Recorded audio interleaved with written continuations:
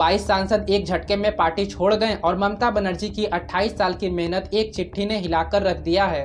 दोस्तों, इस कहानी की हम शुरुआत करेंगे, लेकिन उससे पहले हम आपसे यहाँ पर रिक्वेस्ट भी करेंगे कि अगर आप हमारे चैनल पे नए हैं तो वो सब्सक्राइब वाली बटन दबाइए और वीडियो को लाइक करिए। But I don't have a चड्डा ना मेरे नाम के बाद, so चड्डा can become चड्डी, शाइनी के नॉट।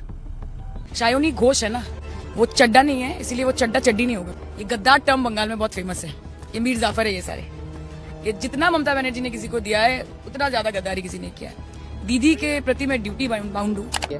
तो दोस्तों, बात शुरू होती है दिल्ली से। आज तृणमूल कांग्रेस के बाकी सांसद सीधे लोकसभा स्पीकर ओम बिरला से मिलने पहुंचते हैं। इस मुलाकात से पहले ये सभी नेता केंद्र मंत्री भूपेंद्र यादव के आवास पर इकट्ठा होते हैं, जहां पूरी रणनीति तय हो जाती है। इसके बाद ये सांसद स्पीकर के पास पहुंचते हैं और एक चिट्ठी सौंप देते हैं, जिसमें मांग की गई थी कि उन्हें सदन में अलग बैठने की जगह दी जाए, क्योंकि वे अब टीएमसी की मुख्य पार्टी से अलग हो चुके हैं। अब यहाँ पर दोस्तों सवाल उठता है कि आखिरकार कितने सांसद हैं जो पार्टी से बगावत कर लिए हैं। तो दोस्तों, पहले रिपोर्ट में ये कहा जा रहा था कि 19 सांसद बगावत की हैं, लेकिन अब बात यहाँ पर ये होने लगी है कि 22 के आसपास ये संख्या पहुँच चुकी है। हम लोग एआईटीसी से चुने हुए 20 सांसद स्पीकर साहब से मिलकर अलग बैठने का चिट्ठी दिया, और ये 20 सांसद जो हमारे कुल मिला के जितने हैं उसमें से 2/3 से ज्यादा है। हम ये जो झूठ appeal nationalist party of India से, उसके बाद क्या होगा, हम काम करेंगे राष्ट्र के लिए और प्रधानमंत्री के नेतृत्व में एनडीए के साथ हम लोग काम करेंगे। बागी खेमे की वरिष्ठ नेता काकोली ने मीडिया से कहा है कि एआईटीसी से चुने गए जो सांसद हैं उनमें से 2/3 से ज़्यादा यानी 20 सांसदों ने स्पीकर को चिट्ठी जो है वह सौंप दी है, और इसके साथ ही साथ 2 और सांसद आने वाले दिनों में इस गुट से जुड़ सकते हैं, यानी कुल संख्या दोस्तों 22 तक पहुंचने वाली है। दोस्तों, इन बागी सांसदों में कई बड़े और जाने माने चेहरे शामिल हैं। पूर्व क्रिकेटर और टीएमसी सांसद यूसुफ पठान भी हैं, वरिष्ठ नेता संदीप जी भी हैं, काकोली घोष जी हैं, अभिनेत्री से नेता बनी सायोनी घोष हैं, शताब्दी राय हैं और माल्य राय जैसे कई बड़े नेता जो हैं वह इसमें शामिल। यानी ये कोई छोटे मोटा नेता नहीं है, बल्कि टीएमसी की रीढ़ की हड्डी माने जाने वाले दिग्गज नेता इस बगावत का हिस्सा बन चुके हैं। और दोस्तों, अब हम लोग बात करते हैं इस पूरी कहानी का सबसे चौंकाने वाला मोड़ क्या है। तो दोस्तों, इस पूरे कहानी का सबसे चौंकाने वाला मोड़ यहाँ पर यह है कि इन बागी सांसदों ने सिर्फ टीएमसी छोड़ने का ऐलान नहीं किया है, बल्कि उन्होंने एक नई पार्टी के साथ अपने विलय का भी ऐलान कर दिया है, यानी कि national citizen party of India यानी एनसीपीआई। ये पार्टी पहले से ही चुनाव आयोग में रजिस्टर है और एक मान्यता प्राप्त क्षेत्रीय पार्टी है, जिसका आधार पूर्वोत्तर भारत में खास करके मेघालय और त्रिपुरम में है। नेशनलिस्ट सिटीजन्स पार्टी, ये पार्टी के साथ हम लोग शामिल हुआ। कहाँ की पार्टी है दादा? एक पॉलिटिकल पार्टी है, वो रिकॉग्नाइज कोई रीजनल पार्टी है, तो वो पार्टी के साथ हम लोग मर्ज हुआ।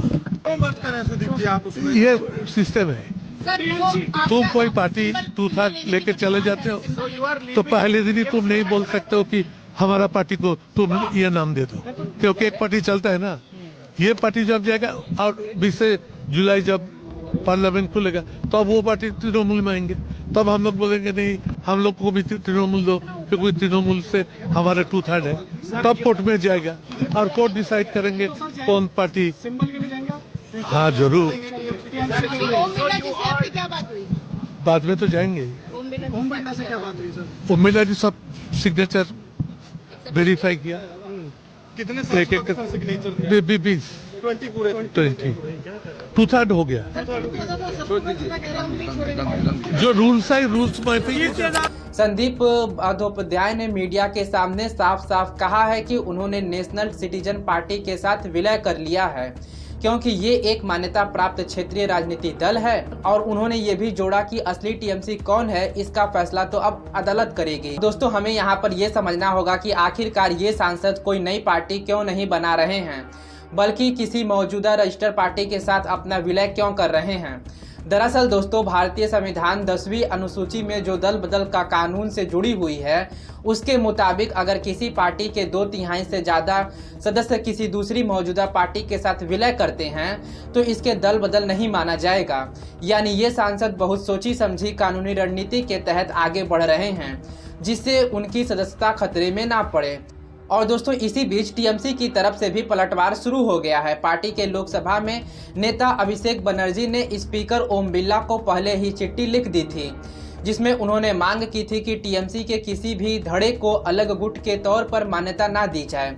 उनका तर्क यहाँ पर यह था कि एआईटीसी एक अखंड और एकीकृत और राजनीतिक पार्टी है और इसके भीतर कोई अलग समूह संवैधानिक रूप से मान्य नहीं हो सकते हैं। टीएमसी नेतृत्व का साफ यहाँ पर यह भी कहना था कि अगर ये नेता पार्टी से अलग होना चाहते हैं, इस्तीफा देकर फिर से चुनाव लड़ना चाहिए, लेकिन बागी खेमा इस तर्क को मानने को तैयार ही नहीं है। संदीप बंदोपाध्याय ने कहा है कि जब आप 2/3 सदस्य के साथ पार्टी छोड़ते हैं तो आप पहले ही दिन उस पार्टी के नाम पर दावा नहीं कर सकते हैं।